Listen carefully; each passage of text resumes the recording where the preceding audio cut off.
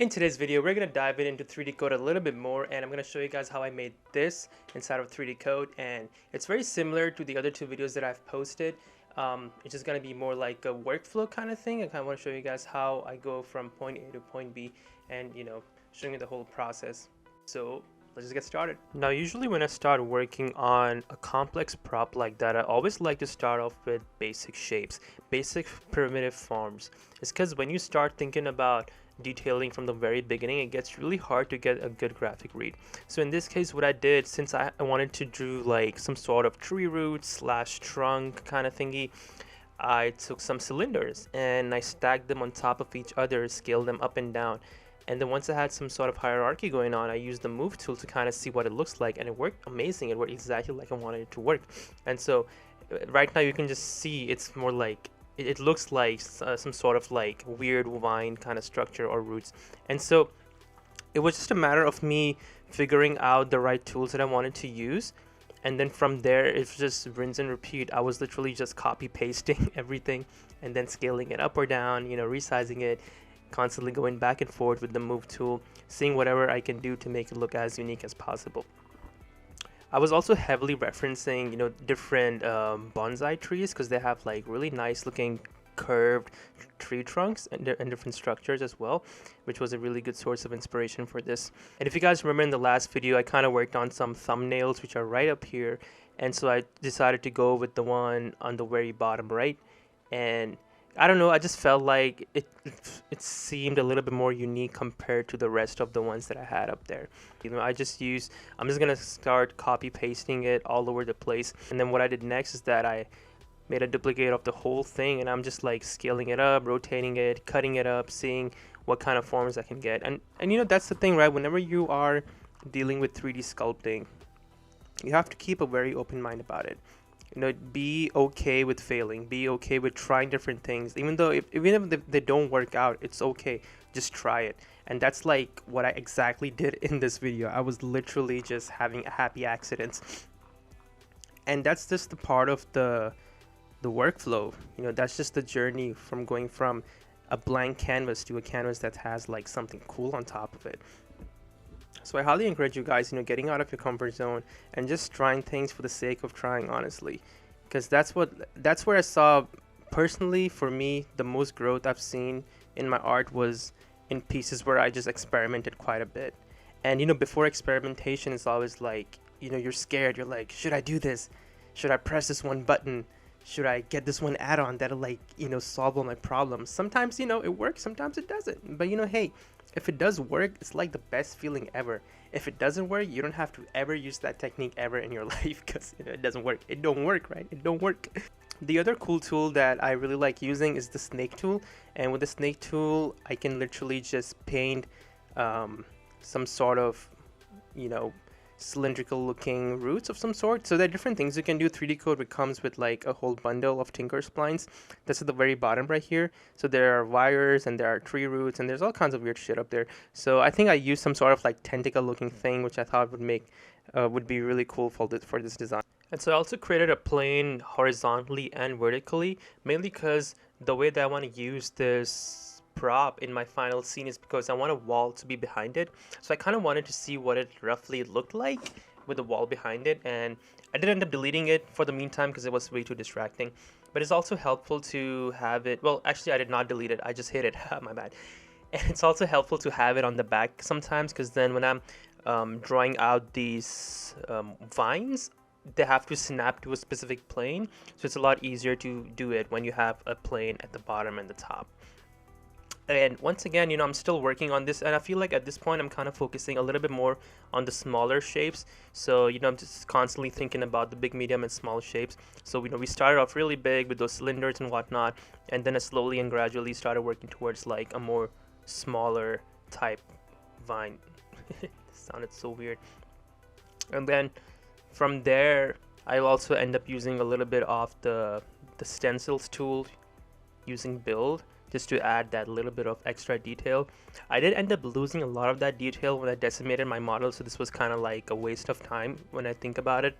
But it was still pretty cool to see, it unfold when I was working on it in the beginning. And so I'm also constantly like sculpting a little bit more on the roots themselves, and just trying to see that if I can add some more variation. And honestly, sometimes it worked in certain areas, it did not work in others. It was time for the petal now, and for the petals I was going more or of like a mushroom form language where I had different petals overlapping on top of each other. So I used the 2D paint tool to kind of draw a basic shape. Then I used the move tool to kind of like give it like a curvature of some sort. And then I started sculpting on top of it a little bit just to add a little bit of more interest to it. And so once I had some sort of like a nice shape going on, I thought that it'd be nice to have some pollen type moss kind of thingy on the petal itself. And then once again, making sure that I have different sizes on it. Then once I got one of these petals figured out, I used the clone tool. With the clone tool, you can select parts of your mesh and you can literally just, like the name suggests, clone it. And looking back, I should have used this technique when I was doing the roots, because it would have saved me so much time and space on my file. Because when you use the duplicate tool, it makes a new layer. But with the clone tool, everything stays in that specific layer. So you don't have like a whole mess of your layers on the right side, and then everything's on a specific layer, and you can like alter everything all together using the move tool instead of like going to like different layers and then fixing one thing and then going back. And then with the clone tool, you can yeah, so that's what I did. I just kept cloning everything, and I just kept placing it on top of my roots of my on my tree trunks, and scaling it up and down as well. Once again, working from big to small, working on those big pieces first, and trying to see where it fits properly, where it looks good. Just kind of get a good graphic read, and then also constantly, looking at my references and also looking at my thumbnails as well. Just kind of make sure that everything stays true to the original design. And then here I did the exact same thing. I just used a sphere, and then I wanted to do these moss looking thingies on the root themselves, and this moss type sphere that also looks like a pokeball. This was supposed to be one of the little details that I wanted to put on it, once again, big, medium, small, so I was going towards the small details. And then once again, I used the stencils using the build tool as well, just to add a little bit of noise, a little bit of graininess to the petals themselves.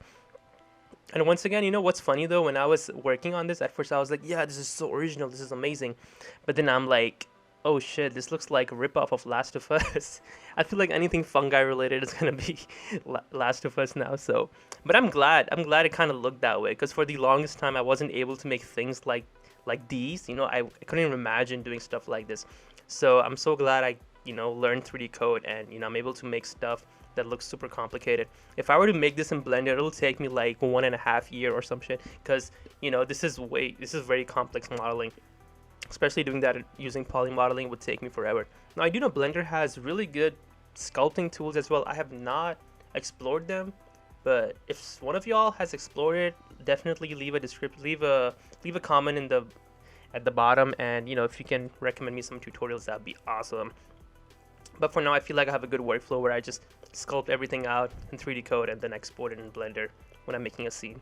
And once again, just to reiterate, you never want to make a whole scene in 3D code. 3D code is good for like modeling, like sculpting / modeling, but it's not good for, you won't build your own scene, because you can't set up lights or anything. I mean, you can set up lights, but there's like this whole complex process of doing all that.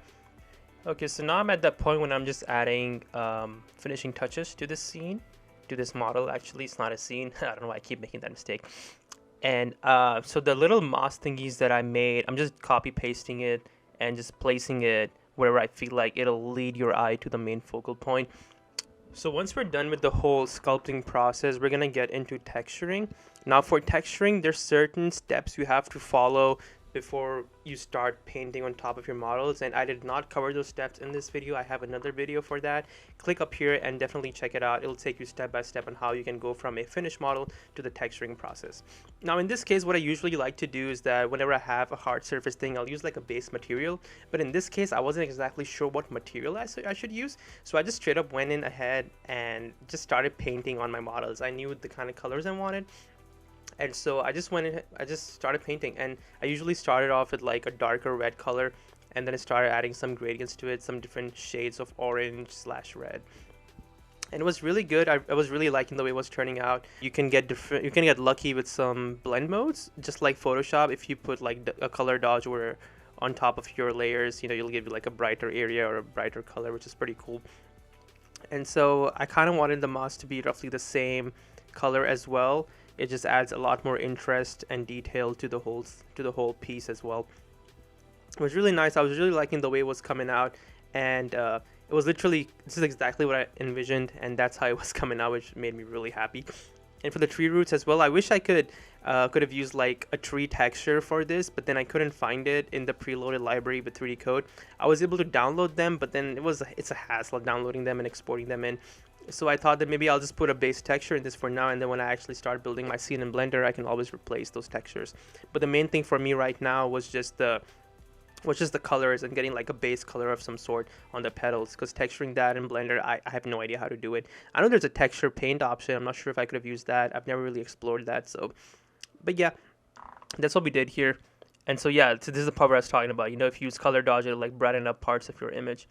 And you can also use different brushes as well to get some cool texture. And the best part is that sometimes you can add like more detail by adding different normal maps, which is really cool. Because when you decimate, so before getting to this point, I had to decimate my model. So sometimes it takes away a lot of the details.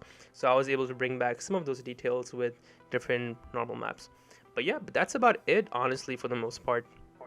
And I was able to texture this fairly quickly is because I didn't have any crazy, you know, texturing going on up here. It was literally just, I was literally just painting colors at this point, if that's the simplest way I can explain this, because there wasn't like any tweaking that I had to do, you know, with the curvature or like adding rust or anything. I just wanted to make it look as vibrant and as weird as possible, and it actually worked in my favor in this. And so this is what the final render looked like inside of 3D Code, and you know, as you can see, it's awesome, it's amazing, and I really like the way how it turned out. And so if you want to take it a step further, then you can obviously take it into Blender and add some more lights to it. Alright, that should be all for today. Thank you so much for watching this video, and in the next one I'm gonna go over how we can build a scene inside of Blender just using these props that I made inside of 3D Code. It's gonna be very basic for the most part. If you know how to set up, how to do basic things inside of Blender like modeling, texturing, and things like that, you should be able to catch up. So definitely be on the lookout for that. Until then, I'll see you around.